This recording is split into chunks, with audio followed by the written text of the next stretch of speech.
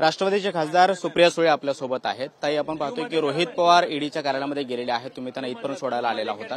दुसरीकडे पाठीमागच्या गल्लीमध्ये एनसीपीच्या कार्यालयामध्ये स्वतः शरद पवार जे आहेत, चौकशीला येण्यापूर्वी त्यांनी यशवंतराव चव्हाण यांचं कृष्णाकाठ हे पुस्तक दिलं, तुम्ही संविधानाची प्रत दिली। काय नेमकं कसं या सगळ्या कारवाईकडे पाहता आणि काय सांगायचं?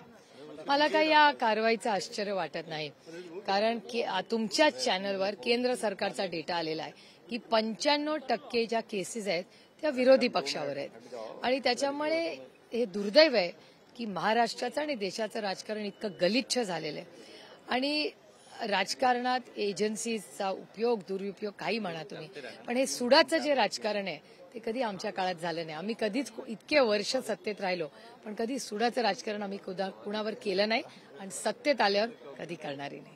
तुम्ही म्हणालात की 95% केसेस या विरोधी पक्षावरती आहेत, मात्र विरोधी पक्षातले कित्येक नेते जे भाजप सोबत गेलेले आहेत, राष्ट्रवादीतले काही नेते असतील, त्याच्यामध्ये अजितदादा असतील किंवा शिवसेनेतले काही नेते असतील जे सध्या भाजप सोबत आहेत, त्यांच्यावरती सुद्धा अनेक केसेस होत्या। त्या चौकशीच्या फाईल सध्या बंद ठेवण्यात आलेल्या आहेत, त्याकडे कसं पाहताय? याचं उत्तर तुम्ही मला नका विचारू, याचं उत्तर तुम्ही भारतीय जनता पक्षाला विचारलं पाहिजे। रोहित पवार सध्या ईडीच्या कार्यालयामध्ये आहेत। मागे शेकडो कार्यकर्ते जमलेले आहेत, अगदी त्यांच्या मतदारसंघातली लोक आलेली आहेत, स्वतः शरद पवार आहेत। कशा पद्धतीने पक्ष म्हणून रोहित पवारांच्या पाठीशी आहात? हा पक्षाचा विषय नाही, हा नैतिकतेचा विषय। हा देश पक्षांनी चालतोच, पण हा देश संविधानाने चालतो आणि भारतरत्न डॉक्टर बाबासाहेब आंबेडकरांनी या जगातलं सगळ्यात उत्तम संविधान या देशाला दिलंय आणि या दडपशाही जी भासवली जाते आणि दबक्या आवाजामध्ये समाजात फिरताना मला सातत्याने या दडपशाहीबद्दल लोक माझ्याकडेही बोलतात। दुर्दैव आहे की हा देश संविधानानेच चालला पाहिजे। ज्या पद्धतीने या एजन्सीजला, मी त्यातल्या अधिकाऱ्यांच्या बद्दल कधीच काही नाही बोलणार, कारण कधी बिचारे अधिकारी काय करतील, त्यांना जी ऑर्डर्स येतात आणि महाराष्ट्राचे मुख्यमंत्रीच म्हणतात की हा राज्य आणि देश अदृश्य शक्ती चालवते। त्यामुळे अदृश्य शक्ती कोण आहे, ती कुठली सॅटेलाइटची आहे का न्यूक्लिअर आहे का कॉस्मिक आहे हे नाही मला माहिती, पण महाराष्ट्राचे मुख्यमंत्री म्हणतात अदृश्य शक्ती सगळं राज्याचं ठरवते। त्यामुळे कोणी अदृश्य शक्ती आहे मला नाही माहिती बाबा।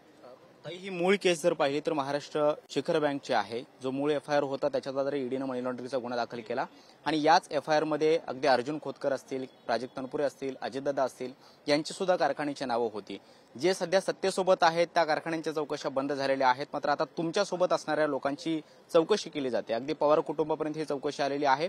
कसं पाहताय, कारण एकाच एफआयआर मध्ये असणारे हे लोक सध्या विभागले गेलेले आहेत, मात्र चौकशी सुरू आहे? या प्रश्नाचं उत्तर तुमच्याच प्रश्नामध्ये आहे, त्याच्यामुळे मला वेगळं बोलायची काही गरज नाही। दुसरा एक प्रश्न, विधिमंडळात सुद्धा पक्षाची सुनावणी सुरू आहे। तिकडे जयंत पाटील यांचं सुद्धा स्टेटमेंट घेतलं जात आहे, इकडे रोहित पवारांचं स्टेटमेंट घेतलं जात आहे। दोन्ही लढाया कशा पद्धतीच्या आहेत, कारण येत्या काळात अजून सुद्धा खडतर प्रवास असू शकतो याचा अंदाज तुम्हाला आहे? तुम्हाला तुमच्या बहिणीचा अभिमान वाटेल, कारण हा काळ जरी आव्हानाचा असेल आणि ही वेळ आव्हानांची आहे, पण काळ संघर्षाचा आहे, पण हा असला तरी प्रत्येकाच्या आयुष्यात संघर्ष येतो आणि जेव्हा आपण सत्याच्या बाजूने असतो ना, ती लढाई फार अवघड वाटत नाही। हा पक्ष आदरणीय पवार साहेबांनी स्थापन केला। काश्मीर टू कन्याकुमारी, बच्चा बच्चा आणि ज्येष्ठ नागरिक कुणालाही विचारा, हा पक्ष आदरणीय पवार साहेबांचा काल होता, आज आहे, उद्या राहील आणि तो संघर्ष काही फार इतका अवघड वाटत नाही मला तरी, कारण का तो पक्ष त्यांचाच आहे। हे मी स्वतःसाठी काही म्हणत नाहीये, जे ज्याचं आहे ते त्याच्याकडेच असलं पाहिजे। आता तुमचं घर आहे, आता तुमचं घर जर तुमच्या नावावर तुम्ही घेतलेलं विकत असेल तर मी ते कसं घेऊ शकते? नाही ना घेऊ शकत, हा अन्याय आहे तुमच्यावर। त्यामुळे तिथली जी लढाई आणि इथली लढाई आहे, दोनों लढेंगे और जीतेंगे। एक शेवटचा प्रश्न, अनेक नेत्यांना ईडीच्या केंद्रीय तपास यंत्रणेच्या नोटिसा आल्या, अनेक नेत्यांनी भीतीपोटी पक्षांतर केल्याचा आरोप तुम्ही याआधी सुद्धा केलेला आहे, कित्येक नेत्यांनी सुद्धा केलेला आहे। रोहित पवार यांनी चौकशीला सामोरं जाण्यापूर्वी विधान भवनाला झुकून नमस्कार केला, संविधानाला नमस्कार केला, शिवाय छत्रपती शिवाजी महाराजांच्या पुतळ्याला अभिवादन करून ते चौकशीला आले आहेत। एक आगळ्या वेगळ्या प्रकारे चौकशीला सामोरं जाण्याचं धाडस रोहित पवारांनी दाखवलेलं आहे का? अर्थातच मला असं वाटतं की एखादी आपल्याला नोटीस आली तर त्याचं उत्तर आपण अतिशय आदरात संयमाने हे दिलं पाहिजे आणि रोहित त्याच्या वयाला जो संयम दाखवतोय ही आमच्यासाठी खरंच कौतुकाची आणि अभिमानाची गोष्ट आहे। धन्यवाद आमच्याशी बोलल्याबद्दल. तर खासदार सुप्रियाताई सुळे आपल्यासोबत होते आणि ही सत्याची लढाई आहे, त्यामुळे सत्याचा विजय होईपर्यंत ही लढाई, ही संघर्षाची वाट आम्ही लढवू चालू असा विश्वास त्यांनी व्यक्त केला आहे. त्यामुळे रोहित पवार यांची किती तास आज चौकशी होते आणि त्यानंतर ते बाहेर पडतात. दुसरीकडे कार्यकर्ते कशा पद्धतीने या सगळ्या दिवसभरामध्ये आक्रमक पवित्र घेऊन आंदोलन जे आहे ते सुरू ठेवतात हे पाहणं महत्त्वाचं असणार आहे. व्हिडिओ जर्नलिस्ट कमलेश सोबत कृष्ण सोनारकर, TV 9 मराठी, मुंबई.